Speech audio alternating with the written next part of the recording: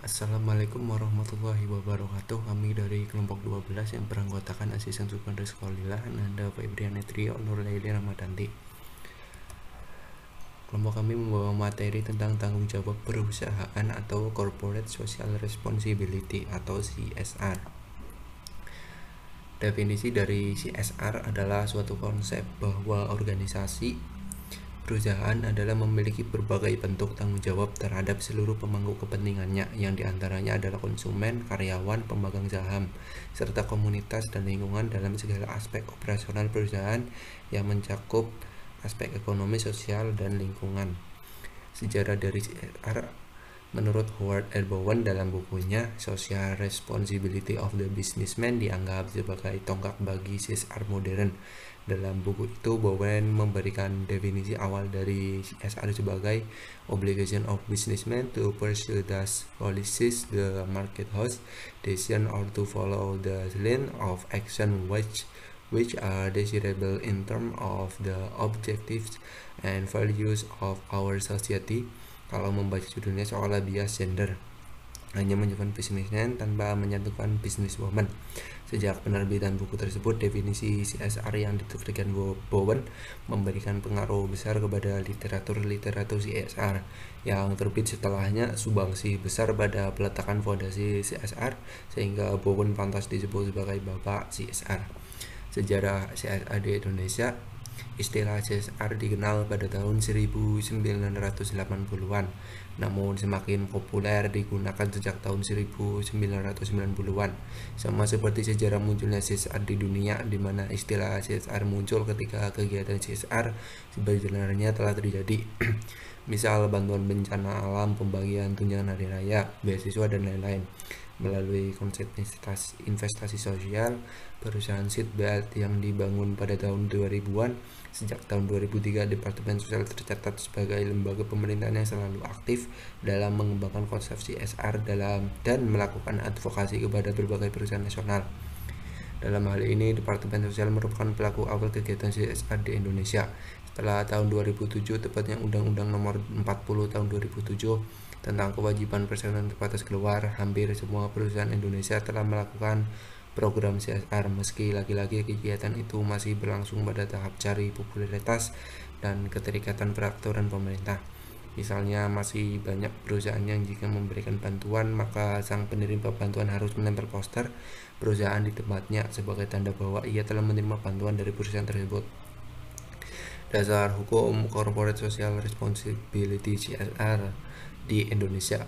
Kegiatan CSR ditegaskan dalam dua undang-undang, yakni Undang-Undang Nomor 40 Tahun 2007 tentang Perseroan Terbatas atau PT Pasal 74 dan Undang-Undang Nomor 25 Tahun 2007 tentang Penanaman Modal Pasal 15, 17, dan 34.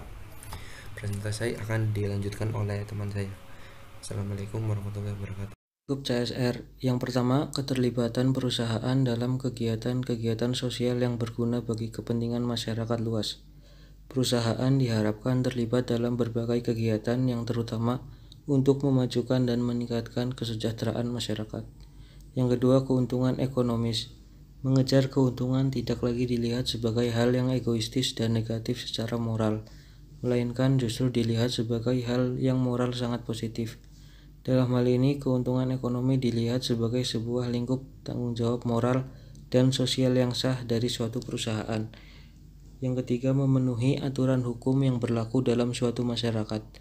Wujud dari tanggung jawab sosial perusahaan adalah dengan mematuhi aturan hukum yang berlaku, karena jika tidak mematuhi aturan hukum yang berlaku, maka ketertiban dan keteraturan masyarakat tidak akan terwujud. Yang keempat, hormat pada hak dan kepentingan stakeholder atau pihak-pihak yang berkepentingan dalam kegiatan bisnis suatu perusahaan. Perusahaan perlu memperhatikan hak dan kepentingan pihak-pihak seperti konsumen, buruh, investor, kreditor, pemasok, penyalur, masyarakat setempat, pemerintah, dan seterusnya. Prinsip CSR. Prinsip yang harus dipegang dalam menjalankan CSR.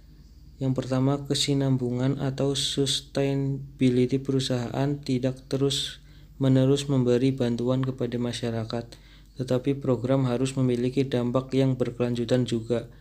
Yang kedua, CSR merupakan program jangka panjang. CSR merupakan wujud pemeliharaan relasi yang baik dengan masyarakat dan bukan aktivitas sesaat untuk menambah popularitas dan profit. Yang ketiga, CSR akan berdampak positif kepada masyarakat, baik secara ekonomi, lingkungan maupun sosial. Yang keempat, dana yang diambil untuk CSR tidak dimasukkan ke dalam kos struktur perusahaan sebagaimana budget untuk marketing yang pada akhirnya akan ditransformasikan ke harga jual produk. Manfaat CSR bagi perusahaan: pertama, mempertahankan dan mendongkrak reputasi dan image perusahaan. Dua, layak mendapatkan social license to operate. Ketiga, mereduksi resiko bisnis perusahaan. Empat, melebarkan akses sumber. 5, melebarkan akses sumber. 6, mereduksi biaya. 7, mereduksi biaya. 8, memperbaiki hubungan dengan regulator. 9, meningkatkan semangat dan produktivitas karyawan. 10, peluang mendapatkan penghargaan. Bagi masyarakat, pertama, mempercepat peningkatan kesejahteraan masyarakat di sekitar perusahaan. 2, membuka ruang kerja dan kesempatan untuk meningkatkan taraf hidup masyarakat. 3, turut membantu program pemerintah dalam pengentasan kemiskinan dengan menggunakan pekerja yang berasal dari sekitar perusahaan. Keempat, meningkatkan standar pendidikan dengan memberikan beasiswa kepada yang benar-benar membutuhkan dan membantu dalam pembangunan sarana dan prasarana pendidikan khususnya untuk pendidikan dasar. Kelima, penyelesaian masalah lingkungan. 6, akan lebih menguatkan dan memberdayakan kehidupan masyarakat baik secara ekonomi, kelembagaan sosial, dan memperkecil terjadinya konflik sosial. Ketujuh, meningkatkan standar kesehatan. Warahmatullahi wabarakatuh. Perkenalkan, nama saya Nurlaili Ramadanti akan memaparkan presentasi slide ke-14 sampai 19. Model penerapan Corporate Social Responsibility atau CSR. Yang pertama, keterlibatan langsung. Perusahaan menjalankan program CSR secara langsung dengan menyelenggarakan sendiri kegiatan sosial atau menyerahkan sumbangan ke masyarakat tanpa perantara. Yang kedua, melalui yayasan atau organisasi perusahaan. Perusahaan mendirikan yayasan sendiri di bawah perusahaan atau grupnya. Yang ketiga, bermitra dengan pihak lain. Perusahaan bekerja sama dengan lembaga sosial atau organisasi non-pemerintah, instansi pemerintah, universitas, atau media massa, baik dalam mengelola dana maupun dalam melaksanakan kegiatan sosialnya. Yang keempat, mendukung atau bergabung dalam suatu konsorium. Perusahaan turut mendirikan, menjadi anggota, atau mendukung suatu lembaga sosial yang didirikan untuk tujuan sosial tertentu. Sektor kegiatan CSR. Menurut Said dan Abidin tahun 2004, CSR memiliki 9 jenis atau sektor kegiatan, yaitu pelayanan sosial, pendidikan dan penelitian, kesehatan, kedaruratan, lingkungan, ekonomi produktif, seni olahraga dan pariwisata, pembangunan, prasarana dan perumahan, hukum advokasi dan politik. Implementasi CSR di Indonesia.